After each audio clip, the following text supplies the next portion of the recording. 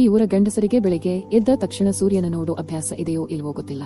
ಆದ್ರೆ ನಾನು ಸೊಂಟದ ಮೇಲೆ ಹಾಲಿನ ಕೂಡ ಇಟ್ಕೊಂಡು ಬೀದಿಗೆ ಇಳಿದ್ರೆ ಸಾಕು, ಎಲ್ರೂ ಬಾಯಿ ಬಡ್ಕೊಂಡು ನನ್ನನ್ನೇ ನೋಡ್ತಾರೆ. ನನ್ನ ಸೀರೆ ನೆರಿಗೆ ನೋಡೋಕೆ ಇರುವಷ್ಟು ಆಸಕ್ತಿ ನನ್ನ ತಲೆ ಮೇಲೆ ಇರೋ ಜವಾಬ್ದಾರಿ ಭಾರ ನೋಡೋಕೆ ಇವರಿಗೆ ಯಾರಿಗೂ ಇಲ್ಲ. ಅಪ್ಪ ಸತ್ತ ಮೇಲೆ ನಾನೇ ಗಂಡಸಾಗಿ ಮನೆ ನಡೆಸ್ತಿದ್ದೀನಿ. ಆದ್ರೆ ರಾತ್ರಿ ಆದ್ರೆ ಸಾಕು ನನಗೂ ಹೆಗಲು ಕೊಡೋ ಗಂಡ ಬೇಕು ಅನ್ಸತ್ತೆ. ಜಿ ಯಾಕ್ ಬೇಕು ಆ ಹಾಳು ಪ್ರೀತಿ ಹೊಟ್ಟೆ ತುಂಬಿಸುತ್ತಾ? ಇಲ್ಲ ಈ ಹಾಳು ಸಮಾಜದ ಬಾಯಿ ಮುಚ್ಚಿಸುತ್ತಾ? ಹೀಗೆ ಮನಸ್ಸಲ್ಲೇ ಗುಣಗಿಕೊಳ್ಳುತ್ತಾ ನಾನು ಹಾಲಿನ ಡೈರಿ ಕಡೆ ನಡೀತಿದ್ದೆ. ನನ್ನ ಹೆಸರು ರಂಗಿ, ವಯಸ್ಸು 24. ಊರವರು ನನ್ನನ್ನ ಖಾರ ಮಂಡಕ್ಕಿ ಅಂತ ಕರೀತಾರೆ. ಯಾಕಂದ್ರೆ ನನ್ನ ಬಾಯಿ ಅಷ್ಟು ಖಾರ. ನೋಡೋಕೆ ನಾನು ಕಪ್ಪಗಿದ್ರೂ ಕಳೆ ಮುಖ, ಎತ್ತರದ ನಿಲುವು, ನೀಳವಾದ ಜಡೆ ಇದೇ ನನ್ನ ಆಸ್ತಿ, ಮತ್ತೆ ಇದೇ ನನ್ನ ಶತ್ರು ಕೂಡ ಹೌದು. ಬೆಳಿಗ್ಗೆ 4 ಗಂಟೆಗೆ ಎದ್ದು ಹಸುಗಳ ಮೈ ತೊಳೆದು ಹಾಲು ಕರೆದು ಮನೆಗೆ ಹಾಕುವಾಗ ಆ ಪಂಚಾಯಿತಿ ಕಟ್ಟೆ ಮೇಲೆ ಕೂತಿರೋ ಪೋಲಿ ಹುಡುಗರು ಸಿಳ್ಳೆ ಹೊಡಿತಾರೆ. ಏನ್ ರಂಗಿ ಇವತ್ತು ಹಾಲಲ್ಲಿ ಕೆನೆ ಜಾಸ್ತಿ ಇದ್ಯಾ ಅಂತ ದ್ವಂದ್ವಾರ್ಥದಲ್ಲಿ ಕೇಳಿದ್ರೆ ನಾನು ಸುಮ್ಮನೆ ಇರೋಳಲ್ಲ. ಲೇ ತಿಮ್ಮ, ಕೆನೆ ಬಗ್ಗೆ ಮಾತಾಡೋ ಮುಂಚೆ ನಿನ್ನ ಮೂತಿ ಕನ್ನಡಿಲಿ ನೋಡ್ಕೊಂಡಿದ್ಯಾ? ನನ್ನ ಹಸು ಹಾಕೋ ಸಗಣಿ ಅಷ್ಟು ಬೆಲೆ ಇಲ್ಲ ನಿನಗೆ ಅಂತ ಸ್ಥಳದಲ್ಲೇ ಉಗಿದು ಬರ್ತೀನಿ. ನನ್ನ ಈ ಗತ್ತು ನೋಡಿ ಕೆಲವರು ಹೆದರ್ತಾರೆ, ಇನ್ನು ಕೆಲವರು ಒಳಗೊಳಗೆ ಹಲ್ಲು ಕಡಿತಾರೆ. ನಮ್ಮಪ್ಪ ಹೋದ ಮೇಲೆ ಈ ಮನೆ ಜವಾಬ್ದಾರಿ ನನ್ನ ಹೆಗಲೇರಿತು. ಅಮ್ಮ ಯಾವಾಗ್ಲೂ ಮಂಚದ ಮೇಲೆ, ತಮ್ಮ ಗುಂಡ ಇನ್ನೂ ಮೀಸೆ ಚಿಗುರದ ಹುಡುಗ, ರಕ್ತ ಕುದಿಯೋ ವಯಸ್ಸು, ಬುದ್ಧಿಗಿಂತ ಸಿಟ್ಟು ಜಾಸ್ತಿ. ಅವನನ್ನ ಓದಿಸಿ ದೊಡ್ಡ ಮನುಷ್ಯನನ್ನಾಗಿ ಮಾಡಬೇಕು ಅನ್ನೋದೇ ನನ್ನ ಕನಸು. ಆದ್ರೆ ಈ ಸಮಾಜ ಇದೆಯಲ್ಲ, ಇದು ಒಂಟಿ ಹೆಣ್ಣನ್ನ ಬದುಕೋಕೆ ಬಿಡಲ್ಲ. ನಾನು ಗಟ್ಟಿಯಾಗಿದ್ರು ರಾತ್ರಿ ಒಂಟಿಯಾಗಿ ಮಲಗಿದಾಗ ದಿಂಬು ಕಣ್ಣೀರಲ್ಲಿ ನೆನೆಯುತ್ತೆ. ಯಾರಾದ್ರೂ ಬಂದು ರಂಗಿ ನೀನು ಸುಸ್ತಾಗಿದ್ದೀಯಾ, ಸ್ವಲ್ಪ ರೆಸ್ಟ್ ತಗೋ, ನಾನು ನೋಡ್ಕೋತೀನಿ ಅಂತ ಹೇಳೋರು ಇಲ್ವಲ್ಲ ಅಂತ ಅನಿಸುತ್ತೆ. ಹಾಲಿನ ಅಳತೆ ಹಾಕುವಾಗ ಆ ರೇಷ್ಮೆ ಸೀರೆ ಉಟ್ಕೊಂಡು ಬರೋ ಹೆಂಗಸರನ್ನು ನೋಡಿದ್ರೆ ಹೊಟ್ಟೆ ಕಿಚ್ಚಾಗುತ್ತೆ. ನನಗೂ ಹಾಗೆ ಬದುಕಬೇಕು ಅನ್ನೋ ಆಸೆ ಇದೆ. ಆದ್ರೆ ನನ್ನ ಹಣೆಬರಹದಲ್ಲಿ ಬರೀ ಸಗಣಿ ವಾಸನೆ, ಹಾಲಿನ ಅಳತೆ ಅಷ್ಟೇ ಬರೆದಿದೆ ಅನ್ಸುತ್ತೆ. ಆದ್ರೂ ನಾನು ಯಾರಿಗೂ ಬಗ್ಗಲ್ಲ. ನನ್ನ ಮಾನ ಪ್ರಾಣ ಎರಡು ಒಂದೇ. ಅದನ್ನ ಕೆಣಕೋಕೆ ಬರೋರಿಗೆ ತಕ್ಕ ಪಾಠ ಕಲಿಸ್ತೀನಿ. ನನ್ನ ಬದುಕಿನ ಜಂಜಾಟದ ನಡುವೆ ನನಗೊಂದು ನೆಮ್ಮದಿ ಮತ್ತು ತಲೆನೋವು ಎರಡೂ ಆಗಿರೋನು ಅಂದ್ರೆ ಅದು ಮಂಜ. ಅವನು ನನ್ನ ಅತ್ತೆ ಮಗ, ಅಂದ್ರೆ ವರಸೆಗೆ ಭಾವ ಆಗ್ಬೇಕು. ಊರಲ್ಲಿ ಇವನಿಗೆ ಸೋಮಾರಿಗಳ ಸರದಾರ ಅಂತ ಪಟ್ಟ ಕಟ್ಟಬಹುದು. ಯಾವಾಗ್ಲೂ ಆ ಅಶ್ವತ್ಥ ಕಟ್ಟೆ ಮೇಲೆ ಕೂತ್ಕೊಂಡು ಮೋದಿ ಹಾಗೆ ಮಾಡ್ಬೇಕಿತ್ತು, ಟ್ರಂಪ್ ಹೀಗೆ ಮಾಡ್ಬೇಕಿತ್ತು ಅಂತ ರಾಜಕೀಯ ಭಾಷಣ ಬಿಗಿತಾ ಇರ್ತಾನೆ. ಕೆಲಸ ಮಾಡುವಂದ್ರೆ ರಂಗಿ, ಹುಲಿ ಯಾವತ್ತಾದ್ರೂ ಹುಲ್ಲು ಮೇಯುತ್ತಾ? ನಾನು ಹುಟ್ಟಿರೋದೇ ಆಳೋದಕ್ಕೆ ಅಂತ ಡೈಲಾಗ್ ಹೊಡಿತಾನೆ. ಅವನು ದಿನ ಬೆಳಿಗ್ಗೆ ನಮ್ಮ ಮನೆಗೆ ಬರ್ತಾನೆ, ಹಾಲು ಕುಡಿಯೋ ನೆಪದಲ್ಲಿ ನನ್ನನ್ನ ನೋಡೋಕೆ. ಏನೇ ರಂಗಿ ಇವತ್ತು ಹಾಲಿಗೆ ಕಾವೇರಿ ನೀರು ಸೇರಿಸಿದ್ಯಾ ಅಥವಾ ಬೋರ್ವೆಲ್ ನೀರಾ ಅಂತ ರೇಗಿಸ್ತಾನೆ. ನಾನು ಲೋ ಮಂಜ್, ನಿನ್ನ ತಲೆಲಿ ಮೆದುಳು ಇದ್ಯಾ ಅಥವಾ ಬರೀ ಲದ್ದಿ ತುಂಬಿದ್ಯಾ? ಪುಕ್ಸಟ್ಟೆ ಹಾಲು ಕುಡಿಯೋಕೆ ಬರ್ತೀಯಾ, ಮತ್ತೆ ಕಂಪ್ಲೇಂಟ್ ಬೇರೆನಾ ಅಂತ ಪೊರ್ಕೆ ತಗೊಂಡು ಓಡಿಸ್ತೀನಿ. ಆದ್ರೆ ನಿಜ ಹೇಳ್ಬೇಕಂದ್ರೆ ಅವನು ಬರದಿದ್ರೆ ಆ ದಿನ ನನಗೆ ಏನೋ ಕಳ್ಕೊಂಡ ಹಾಗೆ ಆಗುತ್ತೆ. ಅವನ ಬಾಯಲ್ಲಿ ಬರೀ ತಮಾಷೆ ಇದ್ರೂ ಕಣ್ಣಲ್ಲಿ ನನ್ನ ಮೇಲೆ ಅತೀವವಾದ ಪ್ರೀತಿ ಇದೆ ಅಂತ ನನಗೆ ಗೊತ್ತು. ಮೊನ್ನೆ ನನ್ನ ಹಸುಗೆ ಹುಷಾರಿಲ್ಲದಾಗ ರಾತ್ರಿ ಇಡೀ ನಿದ್ದೆ ಮಾಡದೆ ಡಾಕ್ಟರ್ನ ಕರ್ಕೊಂಡು ಬಂದು ಹಸು ಪಕ್ಕಾನೆ ಕೂತಿದ್ದ. ತಮ್ಮ ಗುಂಡ ಕಾಲೇಜ್ ಫೀಸ್ ಕಟ್ಟೋಕೆ ದುಡ್ಡಿಲ್ಲ ಅಂತ ನಾನು ಒದ್ದಾಡ್ತಿದ್ದಾಗ ತನ್ನ ಬೈಕ್ ಮಾರಿ ದುಡ್ಡು ತಂದು ಕೊಟ್ಟಿದ್ದ. ತಗೋ ರಂಗಿ, ಇದೇನು ನನ್ನ ದುಡ್ಡು ಅಲ್ಲ, ಅತ್ತೆ ನನಗೆ ಸಾಲ ಕೊಟ್ಟಿದ್ರು ಅದನ್ನ ವಾಪಸ್ ಕೊಟ್ಟಿದ್ದೀನಿ ಅಂತ ಸುಳ್ಳು ಹೇಳಿದ್ದ. ಇಂಥವನನ್ನ ಪ್ರೀತಿಸದೆ ಇರೋಕೆ ಆಗುತ್ತಾ? ಆದ್ರೆ ನನ್ನ ಅಹಂಕಾರ ಮತ್ತು ಬಡತನ ನನ್ನ ಬಾಯಿ ಕಟ್ಟಿ ಹಾಕಿದೆ. ಅವನ ಗೆಳೆಯ ಸೀನ ಬೇರೆ. ಲೋ ಮಂಜ್, ಹಾಲು ಮಾರೋ ರಂಗಿ ಸಿಕ್ಕರೆ ಲೈಫ್ ಮಿಲ್ಕ್ ಶೇಕ್ ಆದಂಗೆ ಬಿಡಬೇಡ ಮಗ ಅಂತ ಅವನಿಗೆ ಉರಿಸ್ತಿರ್ತಾನೆ. ಮಂಜ ಮಾತ್ರ, ಅಯ್ಯೋ ಆ ಪಿಶಾಚಿನ ಯಾರು ಕಟ್ಕೋತಾರೆ, ದಿನ ಜಗಳ ಆಡೇ ನನ್ನ ಪ್ರಾಣ ತೆಗೀತಾಳೆ ಅಂತ ಮೇಲು ಮಾತಿಗೆ ಹೇಳ್ತಾನೆ. ಆದ್ರೆ ನಾನು ಬೇರೆ ಯಾರಾದ್ರೂ ಗಂಡಸರ ಜೊತೆ ಮಾತಾಡಿದ್ರೆ ಸಾಕು, ಇವನ ಮುಖ ಕಪ್ಪಿಟ್ಟು ಹೋಗುತ್ತೆ. ನಮ್ದು ಒಂಥರ ಉಪ್ಪು ಖಾರ ಪ್ರೀತಿ, ಹೇಳಿಕೊಳ್ಳಲ್ಲ ಆದ್ರೆ ಬಿಟ್ಕೊಡಲ್ಲ. ಆದ್ರೆ ಮಂಜನಿಗೆ ಯಾವುದೇ ಕೆಲಸ ಇಲ್ಲ, ಜವಾಬ್ದಾರಿ ಇಲ್ಲ ಅನ್ನೋದು ನನ್ನ ಚಿಂತೆ. ನಾನು ದುಡಿದು ಹಾಕಬಹುದು, ಆದ್ರೆ ಗಂಡಸು ಅಂದ್ಮೇಲೆ ಒಂದು ನೆಲೆ ಇರಬೇಕಲ್ವಾ? ಇದೇ ಕಾರಣಕ್ಕೆ ನಾನು ಅವನ ಪ್ರೀತಿಯನ್ನ ಒಪ್ಪಿಕೊಳ್ಳದೆ ಬರೀ ಜಗಳ ಆಡ್ಕೊಂಡು ಕಾಲ ಕಳಿತಿದ್ದೀನಿ.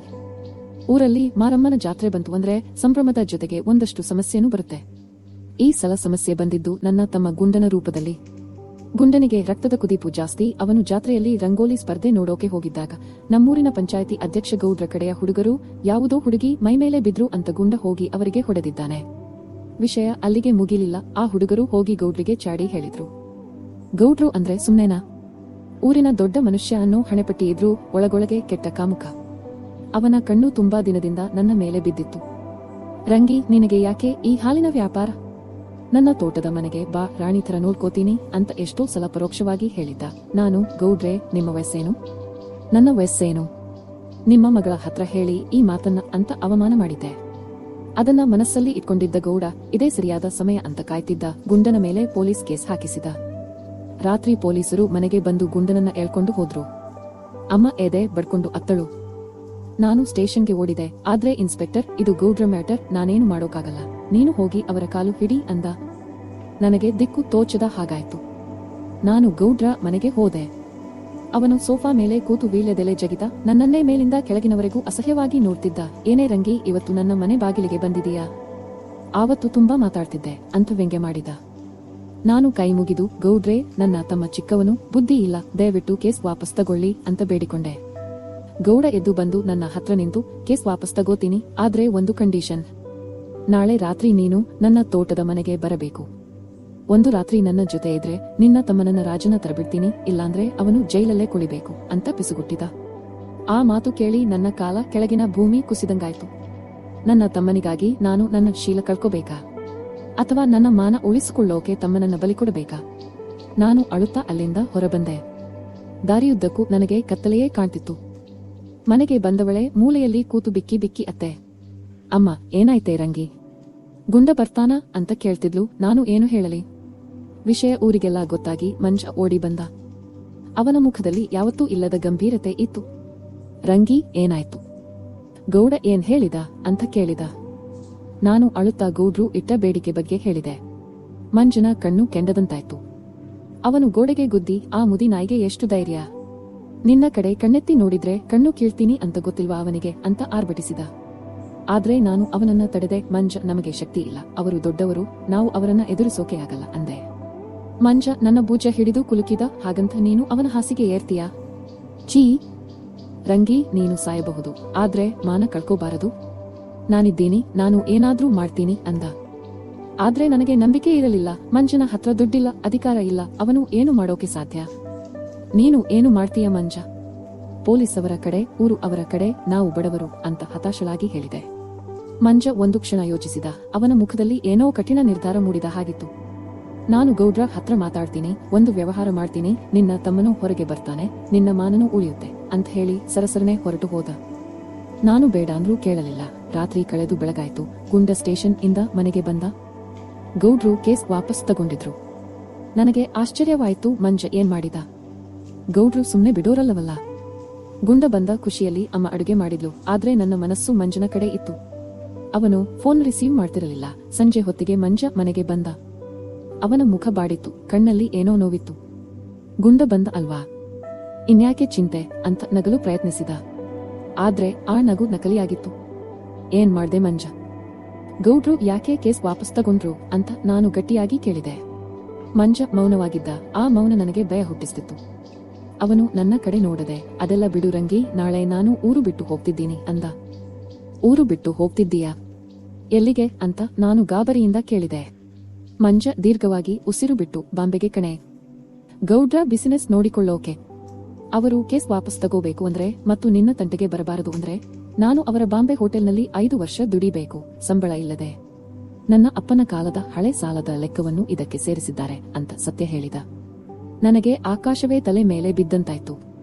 ನನಗೋಸ್ಕರ, ನನ್ನ ತಮ್ಮನಿಗೋಸ್ಕರ ಮಂಜ ತನ್ನ ಜೀವನವನ್ನೇ ಅಡ ಇಟ್ಟಿದ್ದ. ಅವನು ಜೀತದವನಾಗಿ ಹೋಗ್ತಿದ್ದಾನೆ ಅಂತ ನನಗೆ ಅರ್ಥವಾಯ್ತು. ಬೇಡ ಮಂಜ, ನೀನು ಹೋಗ್ಬೇಡ, ನಾವು ಹೇಗಾದ್ರೂ ಬದುಕೋಣ ಅಂತ ನಾನು ಅಳುತ್ತಾ ಅವನ ಕಾಲಿಗೆ ಬಿದ್ದೆ. ಮಂಜ ನನ್ನನ್ನ ಎಬ್ಬಿಸಿ, ರಂಗಿ, ನಾನು ಇಲ್ಲಿ ಇದ್ರೆ ಗೌಡ ನಿನ್ನ ಬಿಡಲ್ಲ, ನಾನು ಹೋದ್ರೆ ಮಾತ್ರ ನೀನು ಸುರಕ್ಷಿತ. ನಿನ್ನ ಮಾನ ಉಳಿಯುತ್ತೆ ಅಂದ್ರೆ ನಾನು ನರಕಕ್ಕೆ ಹೋಗೋಕು ರೆಡಿ ಅಂದ. ಅವನ ಆ ಮಾತು ಕೇಳಿ ನನ್ನ ಅಹಂಕಾರ, ನನ್ನ ಗತ್ತು ಎಲ್ಲ ಕರಗಿ ನೀರಾಯ್ತು. ಇಷ್ಟು ದಿನ ನಾನು ಸೋಮಾರಿ ಅಂತ ಬೈತಿದ್ದವನು ನನಗಾಗಿ ಎಂತ ತ್ಯಾಗ ಮಾಡ್ತಿದ್ದಾನೆ.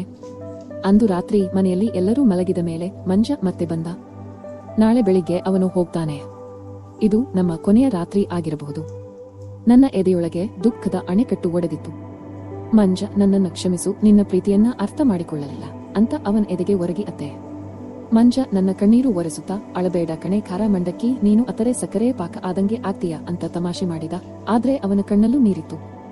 ಆ ರಾತ್ರಿ ಆ ಏಕಾಂತದಲ್ಲಿ ನಮ್ಮಿಬ್ಬರ ನಡುವಿನ ಮೌನ ಮಾತಾಡಿತು.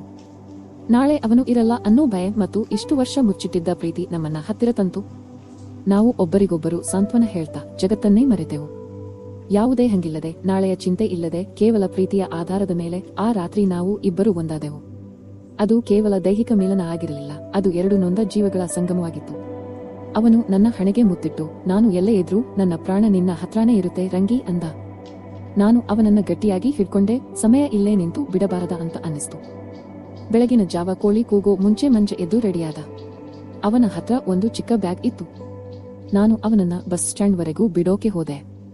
ಊರು ಇನ್ನೂ ನಿದ್ದೆಯಲ್ಲಿತ್ತು. ಮಂಜು ಮುಸುಕಿದ ದಾರಿಯಲ್ಲಿ ನಾವು ಮೌನವಾಗಿ ನಡೀತಿದ್ವಿ. ನನ್ನ ಮನಸ್ಸು ಭಾರವಾಗಿತ್ತು, ಗಂಟಲು ಕಟ್ಟಿಕೊಂಡಿತ್ತು. ಬಸ್ ಸ್ಟ್ಯಾಂಡ್ ತಲುಪಿದಾಗ ಬಸ್ ರೆಡಿಯಾಗಿ ನಿಂತಿತ್ತು. ಮಂಜ ನನ್ನ ಕಡೆ ತಿರುಗಿ, ರಂಗಿ ಬರ್ತೀನಿ ಕಣೆ, ಅತ್ತೆನ ಮತ್ತೆ ಗುಂಡನನ್ನ ಚೆನ್ನಾಗಿ ನೋಡ್ಕೋ. ಗೌಡ್ರ ತಂಟೆಗೆ ಹೋಗ್ಬೇಡ, ಅವನು ಈಗ ನನ್ನ ಕಂಟ್ರೋಲ್ನಲ್ಲಿ ಇರ್ತಾನೆ ಅಂತ ಧೈರ್ಯ ಹೇಳಿದ. ನಾನು ತಡ್ಕೊಳ್ಳೋಕೆ ಆಗದೆ ಬಿಕ್ಕಿ ಬಿಕ್ಕಿ, ಅತ್ತೆ ಮಂಜ ಹೋಗ್ಬೇಡ ಕಣೋ, ನೀನು ಇಲ್ಲದೆ ನಾನು ಹೇಗೆ ಇರಲಿ? ಈ ಹಾಳು ಊರಲ್ಲಿ ನನ್ನನ್ನ ಯಾರು ನೋಡ್ಕೋತಾರೆ ಅಂತ ಕೇಳಿದೆ. ಮಂಜ ನನ್ನ ಕೆನ್ನೆ ಹಿಡಿದು, ನಾನು ಹೋಗ್ತಿರೋದೇ ನೀನು ನೆಮ್ಮದಿಯಿಂದ ಇರಲಿ ಅಂತ.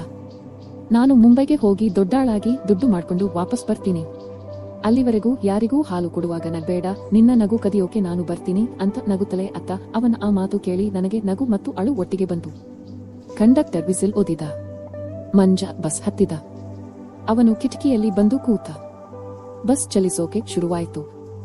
ನಾನು ಬಸ್ ಹಿಂದೆ ಸ್ವಲ್ಪ ದೂರ ಓಡಿದೆ. ಮಂಜ ಮಂಜ ಅಂತ ಕೂಗಿದೆ. ಅವನು ಕೈ ಬೀಸಿದ. ಬಸ್ ಧೂಳಿನ ಮರೆಯಲ್ಲಿ ಕಣ್ಮರೆಯಾಯಿತು. ನಾನು ರಸ್ತೆ ಮಧ್ಯೆ ಒಬ್ಬಳೇ ನಿಂತಿದ್ದೆ. ಸೂರ್ಯ ಉದಯ ಆಗ್ತಿದ್ದ, ಆದ್ರೆ ನನ್ನ ಬದುಕಲ್ಲಿ ಕತ್ತಲು ಆವರಿಸಿದ ಹಾಗಿತ್ತು. ಮಂಜ ಸೋಮಾರಿಯಾಗಿರಬಹುದು, ಆದ್ರೆ ಅವನು ನನಗಾಗಿ ತೋರಿಸಿದ ಪ್ರೀತಿ ಮತ್ತು ತ್ಯಾಗಕ್ಕೆ ಬೆಲೆ ಕಟ್ಟೋಕೆ ಆಗಲ್ಲ. ಅಂದು ನಾನು ನಿರ್ಧಾರ ಮಾಡಿದೆ, ಅವನು ಬರೋವರೆಗೂ ನಾನು ಅವನಿಗಾಗಿ ಕಾಯ್ತೀನಿ. ಎಷ್ಟೇ ಕಷ್ಟ ಬರಲಿ, ಎಷ್ಟೇ ವರ್ಷ ಆಗ್ಲಿ, ನನ್ನ ಮಂಜ ವಾಪಸ್ ಬಂದೇ ಬರ್ತಾನೆ. ನಾನು ಮನೆಗೆ ಬಂದು ಹಾಲಿನ ಕೂಡ ಎತ್ತಿಕೊಂಡು ಎಂದಿನಂತೆ ಬೀದಿಗೆ ಹೋದೆ. ಜನ ಏನಮ್ಮ ರಂಗಿ, ಇವತ್ತು ಡಲ್ ಆಗಿದೆಯಾ ಅಂತ ಕೇಳಿದ್ರು. ನಾನು ಏನೂ ಹೇಳಲಿಲ್ಲ. ನನ್ನ ಹಾಲಿನ ಕೂಡ ತುಂಬಿತ್ತು, ಆದ್ರೆ ನನ್ನ ಮನಸ್ಸು ಖಾಲಿಯಾಗಿತ್ತು.